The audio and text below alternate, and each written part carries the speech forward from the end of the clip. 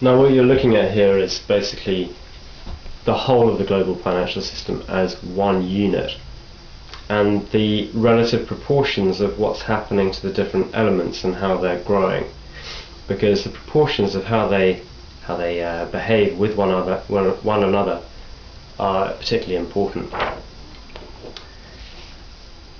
So basically, to show you how these various elements grow within their proportions, drawn up this sheet. Now in this sheet what you have here is you've got your credit and your debt and your bank reserve, and if all of that other stuff wasn't bad enough, you know, the fact that you actually have more debt in circulation than credit, it's compounded. More debt in circulation than credit when the tree starts to slow down and freeze. That issue is compounded by the interest rates. Now on your credit, which means that you are in credit, on your positive bank balance, you might be paid 4.5%, for example. Okay, it's gone down to 1% in some banks, whatever now, but so let's say 4.5%, for example. That's what you'd be paid on your $100, and you get $4.5 after 1 year in interest. Now on the debt side, if you're in debt, say for this $90 which has been lent out from the $100, that would be charged interest, let's say at 9%. Basically that gives $8.1 of interest to the bank after 1 year. Now basically you got your 10% down here, which the bank has to hold in reserve, and and then you look at the what's called the interest differential between the 4.5% which they're paying their depositors and the 9% which they're charging their creditors. Basically what it means is that after they've paid their $4.5 to their creditors, they've taken it out of their $8.1. At this point they have $3.60 to add in their reserves to the $10 here. So basically they've got a total of $13.60 down here in the bank reserve. This represents a 36% growth of this area of the bank reserves.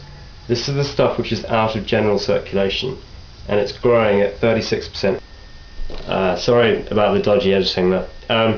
So yeah, basically you've got a 36% growth down here in this area, which is important because this area is growing, although it's got a smaller amount in it.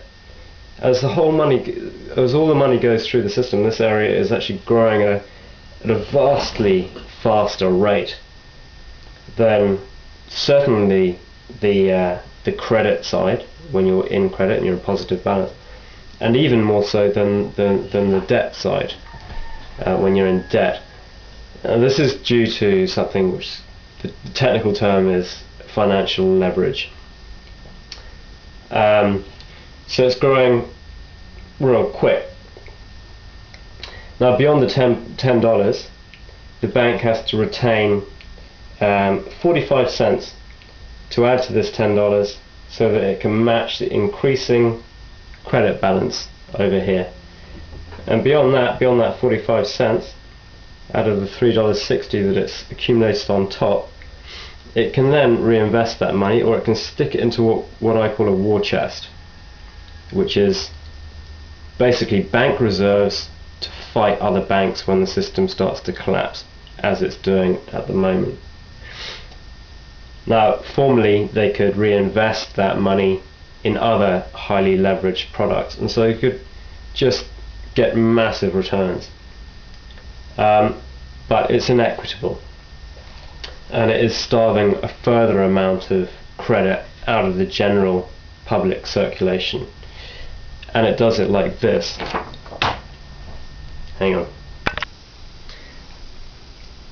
That growth happens like this. it's a sine curve, as I understand it. It's growing like this, and it's growing exponentially within itself as that leverage compounds upon itself. And this starves further amounts of money in this shaded area by the banks out of general circulation.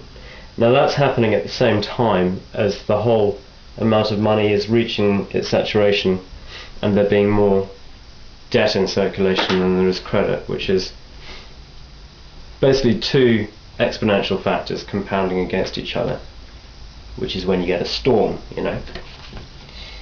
So, just to summarize all of this, hope you can read this. There's more debt in public circulation than there is credit in public circulation. And just for the record, giving money to the banks at the moment through economic stimulus packages does not help the general circulation. That is money which is out of circulation. Doesn't help the balance of debt versus credit, which is where the key problem is, at all. And unless Barack Obama and Gordon Brown and the other financial leaders around the world, John Key down here, former currency trader, unless they approach address the actual fundamental shape of the fractional reserve banking system, they are not doing anything to help it. Doesn't matter if they give lots of money to the banks. So there is more debt in public circulation than there is credit. Looking at the financial system as a whole, this means it will destroy itself.